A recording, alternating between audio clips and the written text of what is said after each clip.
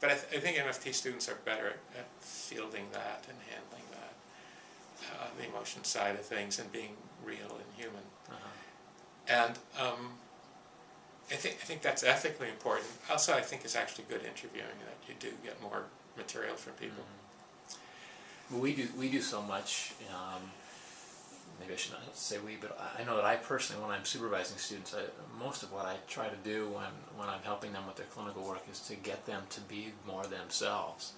And so I talk a lot about the self of the therapist. And there's people in our field who talk a lot about the self of the therapist. And so it sounds to me like those who you've seen some, or you value that quality, that for somebody to be in touch with who they are and to be emotionally present with somebody and not be afraid to, I don't know, cry with somebody you're interviewing if they're crying, and to be present. And in that way, it sounds to me like qualitative research could be very therapeutic as well. I mean, you joked about we don't know how much harm we're doing, but maybe we're also doing good when we engage in this kind of research. Yeah, I'm not sure it's therapeutic if we're being human. I mean, being human with the human has therapeutic quality. Sure. So I think just being a caring individual talking to somebody else, there are therapeutic elements to that. But if you're not doing an intervention, I don't want to call it therapy.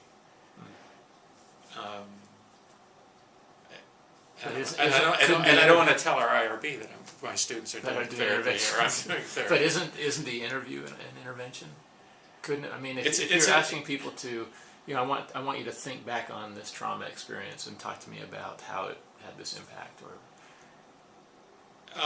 If you define intervention broadly, yes, it is an intervention. But I've had people, I've interviewed people who said this is the best therapy we ever had, which threatened me because I'm not a therapist and I don't want to think I'm doing therapy. So you could charge more for the interview then.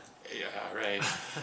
But I'd say, well, why is it good therapy? And what they'd say is, first of all, you heard us out. You let us talk. Like I can remember one bereaved parent couple who had been to lots of therapists, and they said they never had a therapist who just let them talk. And also, they say that my curiosity opens up windows and doors that they didn't even know were there sometimes.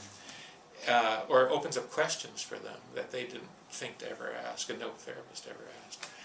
And I don't think that's a critique of therapy. It's just a comment on how qualitative research, like you say, could have some intervention qualities. Yeah, and this whole idea about they appreciated your curiosity, that you were able to just be in that role and be curious. I wonder how many therapists' work would change if they could stick more with the curiosity, be more curious instead of jumping to, well, here's my ideas, and I'm locking those in, I'm fitting them to theory, and here's what the theory tells me to do once, in the application side of things.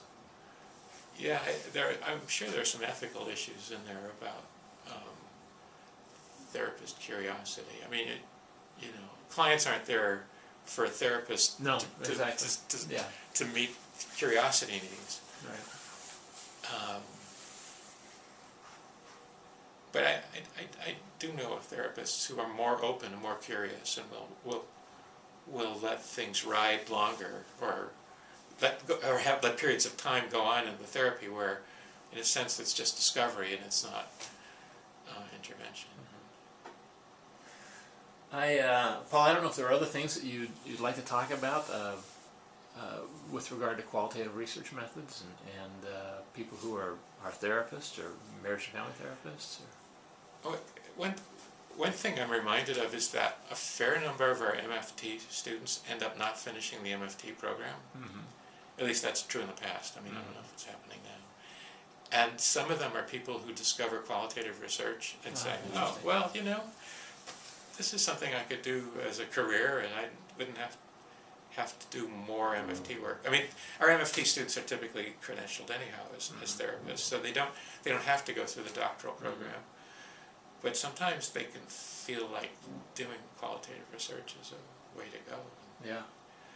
A chance to develop sides of themselves that they really thought were MFT sides, but maybe are not necessarily MFT sides. They're just being with human sides.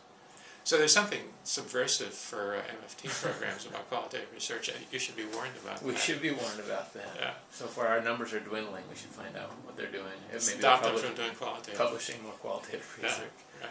All right, Paul Rosenblatt, appreciate your time today, and Thank you. I think great words for our students and for our the MFT faculty that are out there. Thank you. Yeah, thank you.